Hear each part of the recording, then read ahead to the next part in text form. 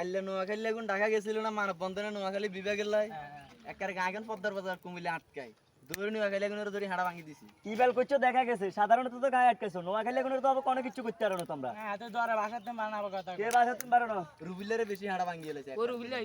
রুবিলাই কি অবস্থা মামা আসি মোটামুটি ভালো